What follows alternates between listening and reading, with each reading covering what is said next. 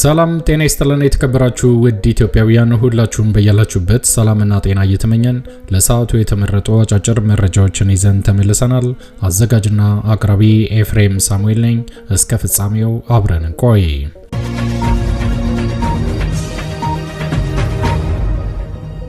ክቡራን አድማጮች እንደተለመደው ይሄ መረጃ ለፍትህ፣ ለዲሞክራሲ፣ ለእኩልነት ለሚታገሉ ንጹሃን ወገኖቻችን በአጠቃላይ ድምጽ ለመሆን ስለሚረዳ ወዳጆቼ ላይክ በማድረግ እንድትጀምሩ ስል በትህትና ለማስታወስ እወዳለሁ።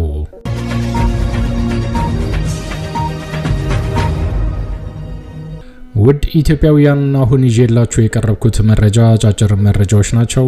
የመጀመሪያው መረጃ በአማራ ክልል በአራቱም አቅጣጫ የሚንቀሳቀሰው የአማራ ፋኖ ዛሬም እንደተለመደው እንቅስቃሴውን አጠናክሮ በመቀጠል አብይ አህመድ በሚያሰማራው በርካታ የመከላከያ ዩኒፎርም ለበሰ ወታደሮች ላይ ጠንካራና የማያዳግም እርምጃ መውሰዱን ቀጥሎበታል። ዛሬ በአማራ ክልል የሚንቀሳቀሰው የአማራ ፋኖ አብይ አህመድ የዘረጋውን ስም የማጥፋት ዘመቻ ድምጥማጡን የሰበረና ማንነቱን ያሳየ አስደማሚ ተግባር ፈጽሟል። ይሄ ተግባር ምንድነው? ወደ እናንተ ከሚደርሱት መረጃዎች መካከል ይገኛል። በሌላ መረጃ ደግሞ በሸዋ የሚንቀሳቀሰው የአማራ ፋኖ አብይ አህመድ ያሰማራውን በርካታ ወታደር እጅግ በጣም በሚያስገርም ሁኔታ እንዳመጣጡ በማስተናገድ በወሰደው ጠንካራ እርምጃ ድል ማስመዝገቡን ይፋ አድርጓል። ሙሉ መግለጫው ወደ እናንተ ይቀርባል። እስከ ፍጻሜው ከቆያችሁ ታዳምጣላችሁ። መልካም ቆይታ።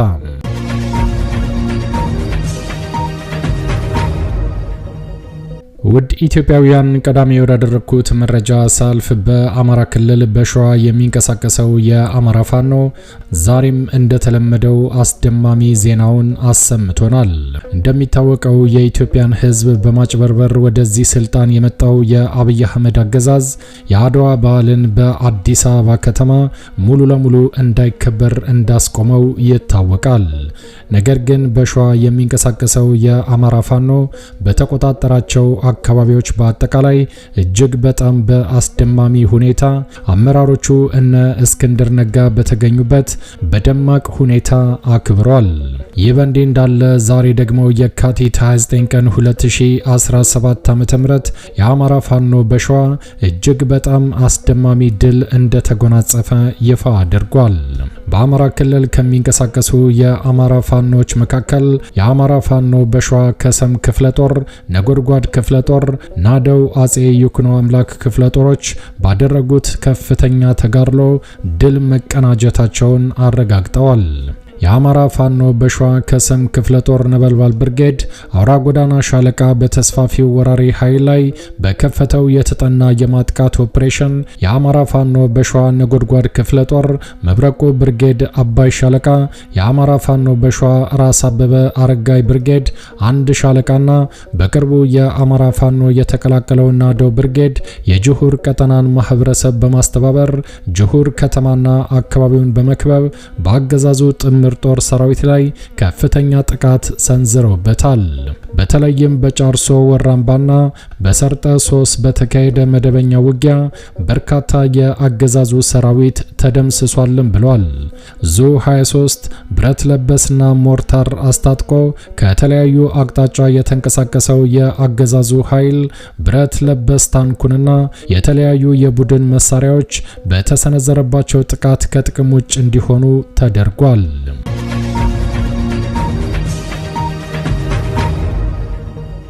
በሌላ ዜና የአማራ ፋኖ በሸዋ ነጎድጓድ ክፍለ ጦር መብረቁ ብርጌድ 3ኛ ሻለቃና አንበሳው ብርጌድ ፕሮፌሰር አስራት ሻለቃ ደነባ ከተማ ዘልቀው በመግባት በወሰዱት የተጠና ኦፕሬሽን በደነባ ተከማችቶ ህዝብን ሲያሰቃይ የከረመው የብልጽግናው አመራሮችም ወደ ኦሮሚያ ክልል መንዲዳና ሻኖ መፈርጠጣቸው ለማወቅ ተችሏል።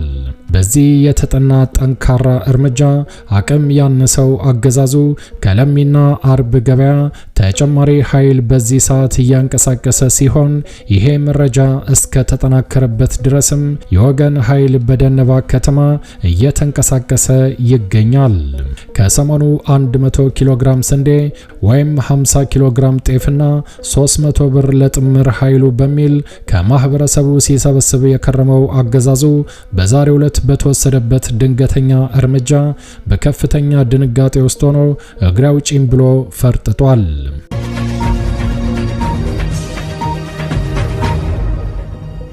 በተያያዘ መረጃ ላለፉት 10 ቀናት 17 ሻለቃ ከተለያዩ ከባድ የቡድን መሳሪያ አስታጥቆ የይፋት ቀጠናን የጦር ቀጠና አድርጎ የከረመው አገዛዙ በተለይም ኤፍራታና ግድም ወረዳን እንቆጣጠራለን በማለት ከአላላ በመነሳት ወደ ፈረደ ውሃ ሲንቀሳቀስ የነበረን የአገዛዙ በርካታ ኃይል የአማራ ፋኖ በሸዋ አጼ ይኩኖ አምላክ ክፍለ ጦር 5ኛ አይሻ ሰይድ ሻለቃ ልዩ ቦታው ከርካሜ ወይም ደግሞ አዶሮ ጉባ በተባለ ስፍራ ከቀኑ 8 ሰዓት እስከ 9 ሰዓት ከ30 ድረስ በተካሄደ ጠንካራ ፍልሚያ ጥምር ጦሩ ድባቅ ተመቶ ሙትና ቁስለኛውን በመጫን ወደ አጣዬ ከተማ መግባቱን ማረጋገጥ ተችሏል።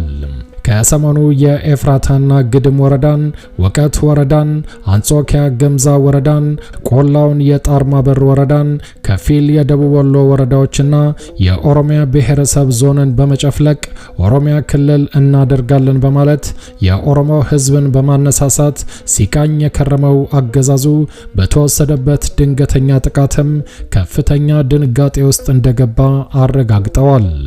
የኤፍራታ ግድም ወረዳ ቀበሌዎችን አጸዳን በማለት ህዝብን ሲዋሹ የሰነበቱት የወረዳው አመራሮችም በዛሬው ዕለት በተወሰደው እርምጃ በከፍተኛ ድንጋጤ ውስጥ መግባታቸው የተረጋገጠ ሲሆን ለኦሮሞማው ያላቸውን አገልጋይነትና በአማራ ተወላጆች እምነት በማጣት የጥበቃ ሰራተኞችን ጭምር ከኦሮሞ ልዩ ዞን እያመጡ እንደሚቀጥሩ ለማረጋገጥ ተችሏል።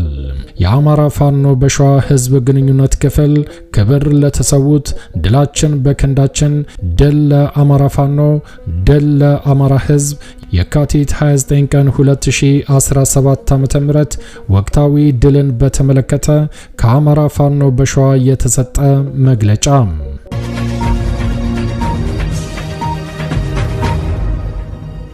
ውድ ኢትዮጵያውያን ወደሚቀጥለው መረጃ ሳልፍ ደግሞ የአማራ ፋኖ ዛሬ የብልጽግናን ፕሮፓጋንዳ አፈር የከተተ ወይም ደግሞ ስሙን ያደሰ አስደሳች ነገር ፈጽሟል። በጎጃም አካባቢ የሚንቀሳቀሰው የአማራ ፋኖ ሰከላ ጊዮን ብርጌድ የተዘረፈ ከ1 ሚሊዮን ብር በላይ አስመልሷል። የካቲት 18 ቀን ጠላት የብርሃኑ ጁላ ጦር ሰራዊት ከሰከላ ወረዳ ግሽ አባይ ከተማ ወደ ቲሊሊ በተንቀሳቀሰበት ጊዜ ፋኖን ከህዝብ ለመነጠል ቀድሞ ያዘጋጃቸውን የፋኖን ልብስ የለበሱ አካላትን በማሰማራት ሰከላ ግሽ አባይ የሚገኙ የንግድ ባንኮችን ማዘረፉን ከዚህ ቀደም መዘገባችን ይታወሳል። ነገር ግን መረጃው የደረሰው በጎጃም አካባቢ የሚንቀሳቀሰው ብሶት የወለደው የህዝብ ልጅ የሆነው ጊዮን ብርጌድ የፋኖ አባላት በአራቱም ማዕዘን ደፈጣ በመጣል ከባንክ ብር የዘረፉትን አካላት በቁጥጥር ስር በማስገባትም ሲያጣሩና ምርመራ ሲያደርጉ ከቆዩ በኋላ ከ1 ሚሊዮን ብር በላይ ማስመለስ ተችሏል። ብሩን የአማራ ፋኖ በጎጃም 3ኛ ጎጃም አገው ምድር ክፍለ ጦር አመራሮችና የጊዮን ብርጌድ አመራሮች በተገኙበት ርክክብ የተደረገ ሲሆን ሰከላ ወረዳ ግሽ አባይ ከተማ ለሚገኙት በሁለቱ የንግድ ባንክ ስራ አስኪያጅ አካውንትም በጸደይ ባንክ በኩል ከ1 ሚሊዮን ብር በላይ ገቢ ተደርጎላቸዋል። 108700 ብር ከጥቅም አገልግሎት ውጪ ስለሆነም የንግድ ባንክ ስራ አስኪያጆቹ በአካል ከፋኖ እጅ እንዲረከቡ ስምምነት ተደርጓል። የአገዛዙ ሰራዊት በሚገኝባቸው አካባቢዎችም ዝርፊያ፣ ሰው እገታና መሰል የወንጀል ድርጊቶች በተደጋጋሚ እንደሚፈጸሙ ይታወቃል። ምንም እንኳን ወንጀሉ የተፈጸመው አሸባሪው ኃይል አስተዳድራለሁ በሚለው ግሽ አባይ ከተማ ቢሆንም ፋኖ የህግ ማስከበር ስራውን በሚገባ ሰርቶ አሳይቷል። በተመሳሳይ የአማራ ፋኖ በጎጃም ወንጀለኞችን የማጥራት ስራውን አጠናክሮ እንደቀጠለ ሲሆን እንደጨረስን ውጤቱንም ለህዝባችን ይፋ የምናደርግ መሆኑን በታላቅ ደስታ እናሳውቃለን ሲል የአማራ ፋኖ በጎጃም ይፋ አድርጓል። ድል ለተገፋው የአማራ ህዝብ፣ ድል ለአማራ ፋኖ። አዲስ ትውልድ፣ አዲስ አስተሳሰብ፣ አዲስ ተስፋ። ቅዳሜ የካቲት 29 ቀን 2017 ዓ.ም የቻለ አድማሱ የጊዮን ብርጌድ የህዝብ ግንኙነት ኃላፊ የተዘረፈ ገንዘብን ማስመለስ በተመለከተ የተሰጠ መግለጫ።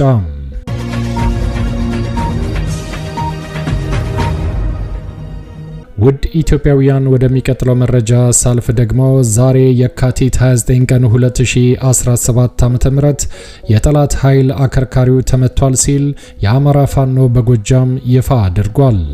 መነሻውን ግንደወይን ደብረ ወርቅ ያደረገው ጥምር የጠላት ኃይል ኮሶዝራ መዳረሻውን ለማድረግ ቢንቀሳቀስም ባይበገሬዎቹ የጎንቻና የእናር ጃናብስቶች ከፍተኛ ጥቃት ተፈጽሞበታል።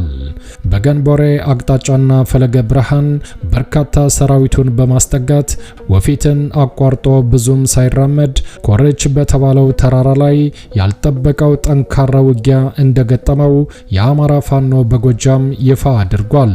በአካባቢው የሚንቀሳቀሰውን የአማራ ፋኖ በከፍተኛ ሁኔታ ለማጥቃት በራሱ ተነሳሽነት ስምሪት የወሰደው የጠላት ኃይል የአረንዛው ጎንቻ ብርጌድና የሶማ ብርጌድ ባደረጉት የጥምረት ውጊያ በጠላት ላይ ከፍተኛ ኪሳራ በማድረግ አስከሬን አሸክመው ሲያሯሩጡት ውለዋልም ብለዋል።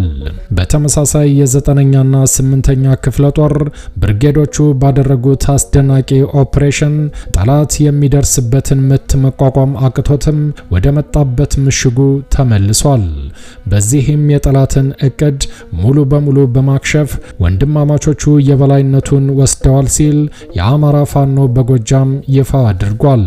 በተመሳሳይ ከቀናት በፊትም በአርብ ገበያ በተደረገው አውደ ውጊያ በአባይ ሸለቆ ብርጌድና አረንዛው ጎንቻ ብርጌድ በጠላት ላይ ባደረሰው ኪሳራ ጠላት ጫካ ውስጥ ቅጠል አልብሶ የደበቃቸውን የራሱን አስከሬን ከህብረተሰቡ ጋር በመተባበር ለሰው ልጅ የሚገባውን ክብር በማሰብ የህዝባችንን ክብርና የሞራል ልዕልና ለመጠበቅ የጠላትን አስከሬን በክብር አሳርፈናል፣ ቀብረናል። አዲስ ትውልድ፣ አዲስ አስተሳሰብ፣ አዲስ ተስፋ። የአማራ ፋኖ በጎጃም የሳሙኤል አወቀ ክፍለ ጦር ህዝብ ግንኙነት ኃላፊ ፋኖ ባየደስታ ወቅታዊ ጉዳይን በተመለከተ የካቲት 29 ቀን 2017 ዓ.ም የተሰጠ ማብራሪያ።